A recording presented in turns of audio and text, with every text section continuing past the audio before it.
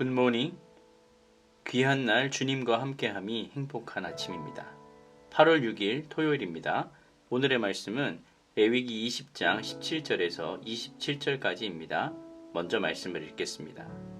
누구든지 그의 자매 곧 그의 아버지의 딸이나 그의 어머니의 딸을 데려다가 그 여자의 하체를 보고 여자는 그 남자의 하체를 보면 부끄러운 일이라.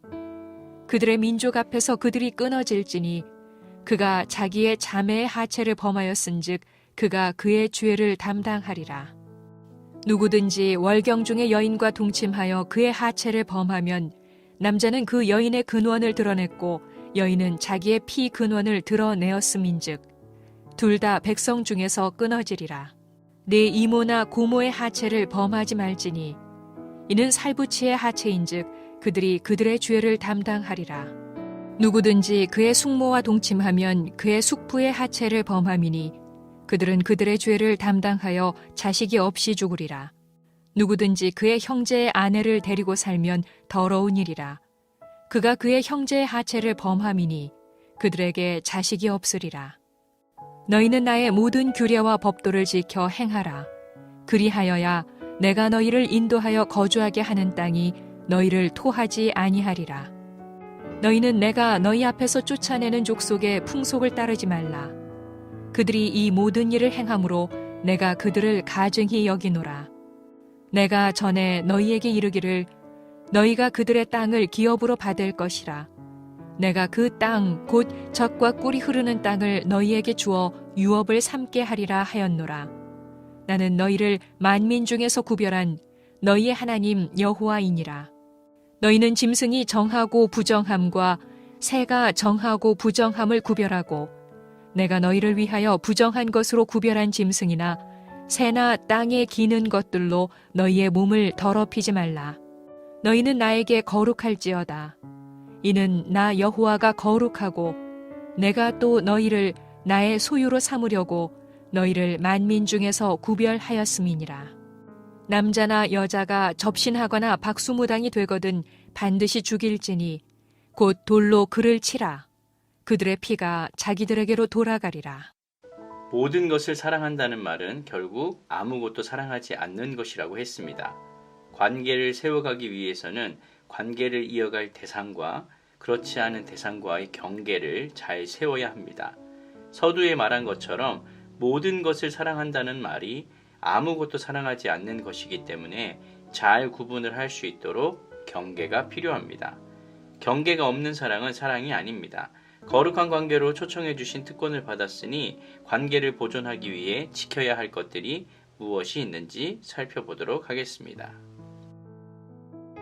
첫 번째로는 악을 멀리해야 합니다. 20장은 19장을 중심에 두고 18장과 대칭을 이루는 구조를 가지고 있습니다. 누구든지 자매, 즉 아버지나 어머니의 딸과 동침하면 그 민족 앞에서 끊어질 것입니다. 친누이를 포함한 혈연 관계에 있는 이들을 모두 대상으로 합니다. 또한 생리 중에 있는 여인과 동침하는 것은 여인의 근원을 드러내는 일이기 때문에 남자와 여자 모두 백성 중에서 끊어질 것입니다.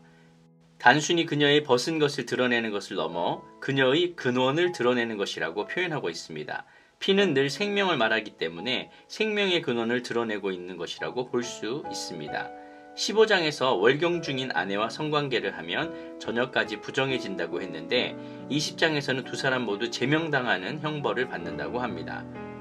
성경이 모순인 것이 아니라 15장의 경우는 부지 중에 우발적으로 저지른 경우이고 후자는 고의적인 범죄라고 볼 수 있습니다. 19절에서 21절까지의 말씀은 촌수 관계로 삼촌에 해당되는 여성들과의 성관계를 금지하고 있는 이야기입니다. 고모와 이모는 부모의 자매요, 숙모는 부모의 형제의 아내입니다.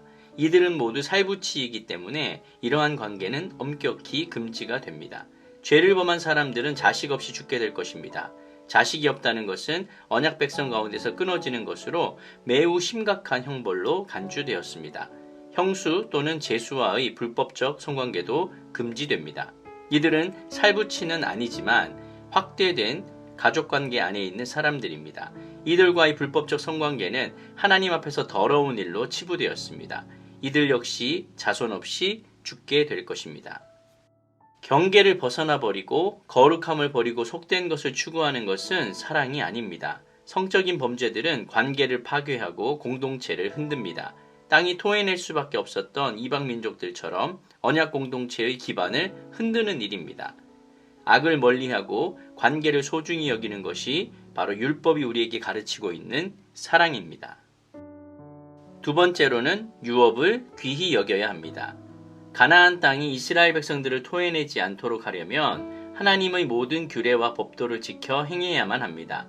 가나안 땅에 들어간 후에 가나안 사람들의 풍속이나 규례를 따르게 되면 가나안 사람들이 결국 그 땅에서 토해냄을 당했던 것처럼 이스라엘 백성들 역시 그 땅에서 쫓겨날 것이다 라고 경고하고 있습니다.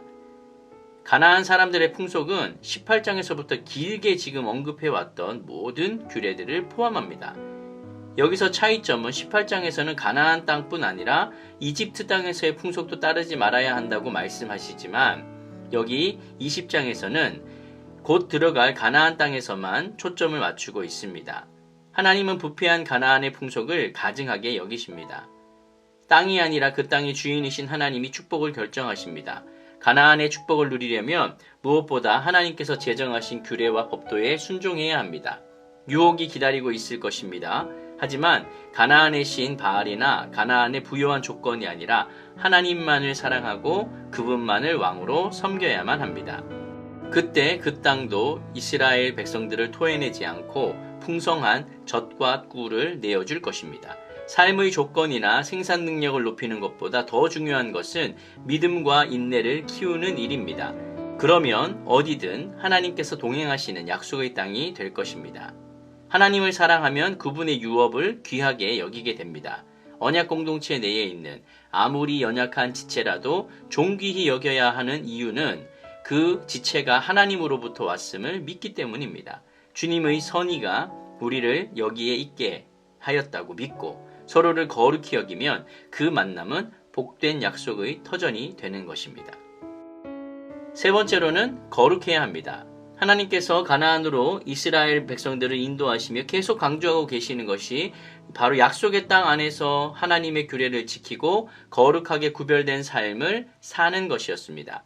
그러기 위해서 가나안의 풍속을 배격하고 성결한 삶을 살아야 할 뿐 아니라 11장에서 15장까지 언급이 되었던 정결규례 역시 잘 지켜야만 합니다. 정결법의 핵심 메시지가 바로 거룩이기 때문에 그렇습니다. 레위기 11장 44절 45절입니다. 제가 읽습니다. 나는 여호와 너희의 하나님이라 내가 거룩하니 너희도 몸을 구별하여 거룩하게 하고 땅에 기는 길짐승으로 말미암아 스스로 더럽히지 말라. 나는 너희의 하나님이 되려고 너희를 애굽 땅에서 인도하여 낸 여호와라. 내가 거룩하니 너희도 거룩할지어다. 아멘. 하나님께서 기뻐하시는 사람은 예전적인 측면에서의 정결은 물론 일상생활 속에서의 성결도 지켜야만 합니다. 성도는 단순히 예배를 드리는 것에 만족할 것이 아니라 자신의 전인적 삶을 하나님께서 기뻐 받으실 만한 거룩한 산제사로 온전히 드려야만 합니다. 하나님께서 이스라엘 백성들을 선택하여 자기 소유로 삼으신 것은 아브라함에게 주신 언약대로 온 세상을 당신의 통치가 임하는 땅으로 만들기 위해서입니다. 그 백성에게 이제 중요한 것은 강해지는 것이 아니라 정해지는 것이며 세상을 이기는 것이 아니라 세상과 더 뚜렷하게 구별되는 것입니다. 더 많이 소유하는 것이 아니라 더 많이 신뢰하는 것입니다. 거룩하라는 명령은 달리 읽으면 일편단심으로 사랑받고 싶은 갈망입니다.